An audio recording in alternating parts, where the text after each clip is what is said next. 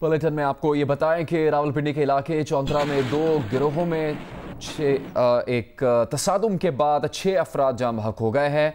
और इस वाक़े से मुतालिक हम बात करेंगे जियो न्यूज़ के नुमाइंदे इरशाद कुरैशी से। रावलपिंडी के इलाके चौंतरा में वाक़या पेश आया है और 2 गिरोहों में फायरिंग का तबादला हुआ है, जिसके नतीजे में 6 अफराद के जाम बहक होने के बारे में बताया जा रहा है और 6 अफराद जख्मी भी हुए हैं। इरशाद कुरैशी हमारे साथ मौजूद हैं। इरशाद, बताएगा क्या तफसीलात मिल सकी हैं अब तक? जी बिल्कुल, इब्तदाई इतलात के मुताबिक थाना चौंतरा का ये इलाका है, गांव है नियाल, जहां पर ये दरीना दुश्मन पर फायरिंग हुई है। और ये वाकया पहले भी कुछ दिन पहले यहाँ पर फायरिंग हुई थी, इन्हीं ग्रुपों के दरमियान फायरिंग हुई थी, जिसमें एक खातून जो है जहाँ बहक हुई थी। लेकिन आज जो है ये वाकया हुआ जिसमें फायरिंग हुई, इसमें अब तक इब्तदाई इतलात के मुताबिक जो है 6 खवातीन के जहाँ बहक होने की इतला है, जिनमें 3 बच्चे जख्मी भी है। लेकिन जराए जो है हलाकतें ज्यादा बता रहे हैं। लेकिन रावलपिंडी पुलिस की जानिब से अब तक जो है 6 जो है खवातीन की जो है जहाँ बहक होने की तस्दीक की जा चुकी है। और अपनी थाना चौंतरा जो है वहां से पुलिस भी गई है और मजीद नफरी भी तलब कर ली गई है। चूंकि इतलात ये है कि इन 2 ग्रुपों में जो पहले भी चूंकि फायरिंग का वाकया हुआ और अब आज भी हुआ और अभी भी कुछ जगहों पर इतलात ये है कि मुख्तलिफ जगहों से फायरिंग की आवाजें आ रही हैं। लिहाजा ये जो इलाका है नियाल, यहाँ पर ये वाकया हुआ है, जहाँ ये अब तक 6 खवातीन के जहाँ बहक होने की पुलिस ने तस्दीक की है और 3 बच्चे। इरशाद, आप हमारे साथ ही रहिएगा। इस वाक़े से मुतालिक अपडेट दे रहे हैं रावलपिंडी से जियो न्यूज़ के नुमाइंदे। वज़ीर कानून पंजाब राजा बिशारत ने CCPO से तस्दीक करने के बाद ये बताया है कि इस फायरिंग के तबादले में जाम बहक होने वाले अफराद की तादाद 8 हो चुकी है। रावलपिंडी के इलाके चौंतरा में 2 गिरोहों के दरमियान तसादुम फायरिंग का तबादला हुआ, जिसके नतीजे में 8 अफराद जाम बहक हुए हैं, जबकि कई अफराद के ज़ख्मी होने के बारे में भी बताया जा रहा है। इरशाद कुरैशी ने इसकी तफसील बताई, इससे मुतालिक मज़ीद मालूमात से भी आपको आगाह करेंगे। आगे बढ़ते हैं, आपको बताते हैं तुर्की में नई तारीख रकम हो गई। इस्तांबुल की तारीखी मस्जिद आया सोफिया दोबारा मुसलमानों की इबादतगाह बन गई। मस्जिद में 86 बरस बाद अल्लाह अकबर की सदाएं बुलंद होने लगी। इमाम मस्जिद ने सुल्तान मोहम्मद फातेह की तलवार हाथ में पकड़कर जुम्मे का खुतबा दिया। नमाज जुमा की अदायगी के लिए पूरा शहर उमड़ आया। तारीखी मौके पर तुर्क सदर रजब तैयब एर्दोआन ने तिलावत कुरान भी की। अभी बात करेंगे कराची की, जहां शहरी लोड शेडिंग से परेशान है कि इलेक्ट्रिक सिर्फ पैसा बना रही है। अदालत ने कहा है कि इसका अमला नाकारा है। लोगों के बार बार कुंडा लगाने का मतलब है कि इलेक्ट्रिक की इंतजामिया भी नाकारा है, इसका लाइसेंस मुअत्तल होना चाहिए। सिंध हाई कोर्ट ने के इलेक्ट्रिक इंतजामिया पर इजहार बरहमी करते हुए कहा कि कराची में कुंडे हटाने और गैर एलानी लोड शेडिंग खत्म होनी चाहिए। वज़ीर आज़म इमरान खान का कहना है कि हुकूमत को एहसास है कि वसाइल नज़रअंदाज होने से बलूचिस्तान में एहसास महरूमी ने जन्म लिया। इस एहसास महरूमी को दूर करने की कोशिश की जा रही है। वो कौमी तरक्याती काउंसिल के दूसरे इजलास से खिताब कर रहे थे। उन्होंने कहा कि बलूचिस्तान में मुकम्मल अमन व अमान यकीनी बनाना और समाजी और इक़्तिसादी तरक्की हुकूमत की अवलीन तरजीह है। गवादर की तामीर और तरक्की का मनसूबा बलूचिस्तान और पूरे इलाके के लिए गेम चेंजर की हैसियत रखता है। इजलास में बलूचिस्तान मिनरल एक्सप्लोरेशन कंपनी का क़याम की मंजूरी भी दी गई। इजलास में वज़रा मुशीरों के अलावा army chief general Qamar Javed Bajwa और DG ISI लेफ्टिनेंट जनरल फैज़ हमीद ने भी शिरकत की।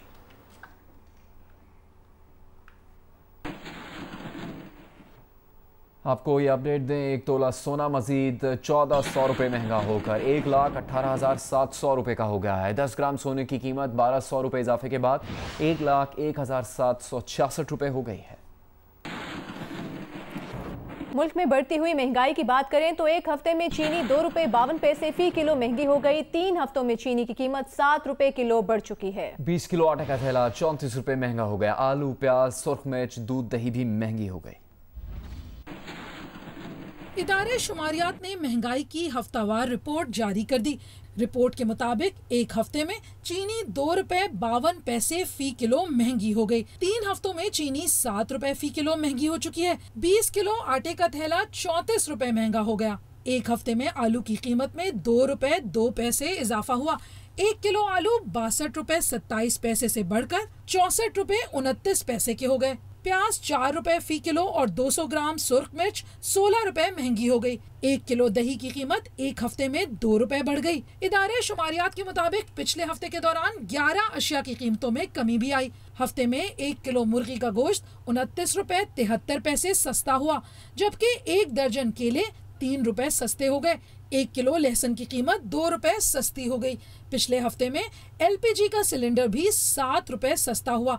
इदारे शुमारियात के मुताबिक दाल मूंग, अंडे और दाल माश भी सस्ती हुई, जबकि एक हफ्ते में 23 अशिया की कीमतों में इस्तेहकाम रहा। पंजाब में चक्की आटे की कीमत में रातों रात 2 रुपए के इजाफे से शहरी और तंदूर मालिकान दोनों परेशान होकर रह गए। अब चक्की आटा 70 रुपए किलो में फरोख्त होने लगा है। आटा चक्की मालिकान की जानिब से आटे की कीमत में मजीद 2 रुपए फी किलो के इजाफे से शहरी परेशान। कीमत 70 रुपए किलो तक पहुँच गई। आटा चक्की एसोसिएशन के मुताबिक ओपन मार्केट में गंदम की कीमत 2100 से बढ़कर 2300 रुपए फी मन हो गई है। 1.5 माह में आटे की फी किलो कीमत में 15 रुपए का इजाफा हुआ है। चक्की आटे की कीमत में इजाफे पर लोगों ने हुकूमत को शदीद तनकीद का निशाना बनाते हुए कहा कि हुकूमत होश के नाखून ले और गरीबों के मुँह से निवाला ना छीने। रोटी बुनियादी जरूरत है, ये भी पहुँच से बाहर हो गई तो क्या मिट्टी फांकेंगे। इमरान साहब ने वोट पा के मुसीबत च फस गए, आटा तो लभ नहीं पिया, मिट्टी खानी पैनी है। हर चीज महंगी होती जा रही, तो गरीब आदमी मर रहा है, अमीर तो नहीं मर रहा, अमीर तो तरह अमीर हो रहा है। वो सप्लाई से रोक लेते हैं, चीज़ें महंगे कर देते हैं। पहले भी लोग 2 टाइम खा रहे हैं बेचारे, सुबह नाश्ता करते हैं या रात को खाते हैं। दोपहर के लोगों ने खानी छोड़ दी, आटा इतना महंगा हो गया। ये सिर्फ 200 रुपये मेरी जेब में, अब मैं 200 रुपये का 6 बच्चों को कैसे गुजारा करूँ। खुदा का खौफ करो कि आपको लोगों ने वोट दिया, इसलिए लोगों ने वोट दिया कि आप आवाम का बेड़ा गर्क करें। वहाँ जिस दिन बाहर आ गई ना तो इनका हाल बहुत बुरा होगा, लिहाजा इनको चाहिए कि वहाँ को रिलीफ दें। सरकारी आदाद-ओ-शुमार के मुताबिक कराची में आटे की कीमतों ने मुल्क के दीगर शहरों को पीछे छोड़ दिया है। 2 जुलाई को कराची में आटे के 20 किलो के थैले की कीमत 1200 रुपए थी, जो अब 1360 रुपए तक पहुंच गई है। बात करेंगे जियो न्यूज़ की नुमाइंदा आमिना आमिर से। आमिना, इतनी कीमत बढ़ रही है, क्या मजीद तफसील सामने आई है? जी बिल्कुल, इदारा शुमारियात ने जो आदाद-ओ-शुमार बताए हैं उसमें इस वक्त कराची में जो मैक्सिमम आटे की कीमत गई है 1360 रुपए है, और ये एक हफ्ते में सिर्फ 20 किलो थैला जो था आटे का वो 120 रुपए तक महंगा हुआ, और गुज़िश्ता 3 हफ्तों में कराची में 20 किलो का आटे का थैला 160 रुपए तक महंगा हो गया। इसके अलावा अगर कंपैरिजन किया जाए इस्लामाबाद, रावलपिंडी, मुल्तान और दीगर शहरों से, तो जो कराची में इस वक्त आटे का थैला है वो 460 रुपए से लेके 500 रुपए तक महंगा है। इस वक्त अगर पेशावर में आटे की बात की जाए तो 1280 रुपए है। बहुत शुक्रिया आपका आमिना आमिर। फरूक नसीम ने आज तीसरी बार वजीर कानून का हल्फ उठाया। कौमी असम्बली से खिताब में कहा कि भारतीय जासूस कुलभूषण को ना ही NRO दिया, ना ही सजा खत्म की। ऑर्डिनेंस न लाते तो भारत सलामती काउंसिल जाकर पाकिस्तान पर पाबंदियां लगवा सकता था। चौधरी बरादरान के तर्जुमान का कहना है कि नैब तस्लीम कर चुका है। चौधरी साहिबान ने कोई गलत कर्जा नहीं लिया और ना ही कोई कर्ज माफ़ करवाया। नैब के जवाब में भी इख्तियारात के नाजायज़ इस्तेमाल, किकबैक्स या बदउनवानी का कोई जिक्र नहीं। उन्होंने कहा कि नैब का इदारा सियासी इंजीनियरिंग के लिए इस्तेमाल हो रहा है। इससे पहले लाहौर हाई कोर्ट में जमा नैब रिपोर्ट में कहा गया कि चौधरी बरादरान ने बेनामी अकाउंट्स इस्तेमाल करके बैरून मुल्क से पाकिस्तान मनी लॉन्ड्रिंग की। चौधरी शुजात के बेटों के अकाउंट्स में बैरून मुल्क से 581 मिलियन से ज़्यादा रकम मुंतकिल की गई। जंग ग्रुप और जियो के editor in chief Mir Shakilur Rahman की गिरफ्तारी के खिलाफ मुल्क के मुख्तलिफ शहरों में एहतजाज का सिलसिला जारी रहा।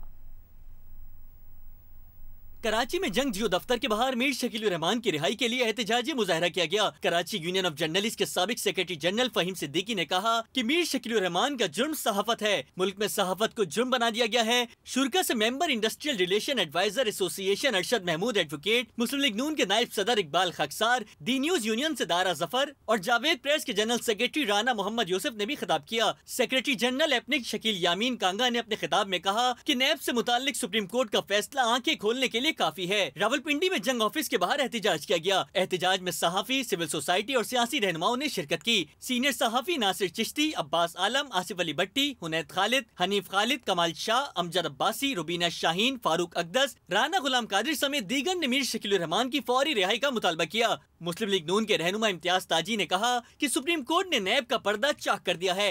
मीर शकीलुर रहमान को फौरी रिहा किया जाए। लाहौर में डिविस रोड पर एहतजाजी कैंप में जंग वर्कर्स यूनियन के ओहदेदारान और सीनियर सहाफी इज़हार यकजहती के लिए शरीक हुए। सीनियर सहाफी शाहीन कुरैशी, जहीर अंजुम, मोहम्मद फारूक का कहना था कि मीर शकील रहमान की एक प्राइवेट प्रॉपर्टी केस में नैब की जानिब से गिरफ्तारी गैर कानूनी है।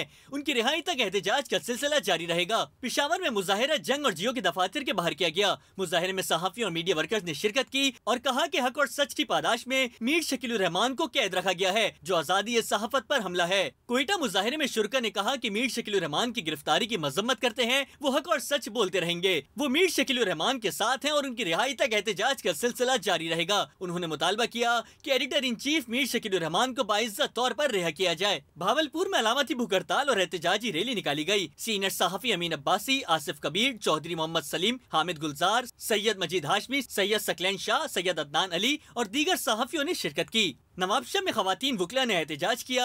इस मौके पर शबाना अता चांडियो एडवोकेट और सरफ जमील एडवोकेट ने मीर शकील रहमान की फौरी रिहाई का मुतालबा किया। मौलाना फजलुर रहमान के भाई ज़ियाउर रहमान को कराची के जिला बस्ती का डिप्टी कमिश्नर लगा दिया गया है। सूबाई हुकूमत के नोटिफिकेशन के मुताबिक ज़ियाउर रहमान का ताल्लुक प्रोविंशियल मैनेजमेंट सर्विस KPK से है। उनकी खिदमात कुछ अर्सा कबल सिंध हुकूमत के हवाले की गई थी। आज उन्हें डिप्टी कमिश्नर वस्ती तैनात कर दिया गया है। MQM पाकिस्तान ने DC सेंट्रल की तकर्री को मुस्तरद कर दिया। ये हुकूमत न सिर्फ पहले तो जाली डोमिसाइल से पूरे पाकिस्तान और सिंध के दूसरे जिलों से कराची में भर्तियां करती है, अब उसके बाद KPK से भी DC आ रहा है। सिंध के वजीर इत्तलात नासिर हुसैन शाह ने कहा कि मौलाना फजलुर रहमान का भाई होना कोई गुनाह नहीं। वैसे भी DC की तकर्री इंतजामी मामला है, इसमें कोई अचंभे की बात नहीं है और मौलाना फजल रहमान साहब का भाई होना क्या गुनाह है। विफाकी वजीर अली अमीन गंडापुर ने इस तैनाती की मुखालफत करते हुए कहा कि इस तैनाती में मेरिट को नजरअंदाज किया गया। ज़ियाउर रहमान का कोई टेस्ट नहीं लिया गया। JUIF के हाफिज अब्दुल्ला ने फैसले का दिफा करते हुए कहा कि अगर दोहरी शहरियत वाले काबीना में बैठ सकते हैं तो ज़ियाउर रहमान तो पाकिस्तानी शहरी हैं। उनकी तैनाती चारों सूबों में कहीं भी हो सकती है। लाहौर कलंदर्स के chief executive officer Sameen Rana का कहना है कि लाहौर कलंदर्स ने बासलाहियत विमेन क्रिकेटर्स की ऑस्ट्रेलिया में तरबियत का प्लान बनाया, लेकिन PCB ने साथ न दिया। देखिए, हमने पूरा प्लान बना के पाकिस्तान क्रिकेट बोर्ड के चीफ एग्जीक्यूटिव वसीम खान को दिया था।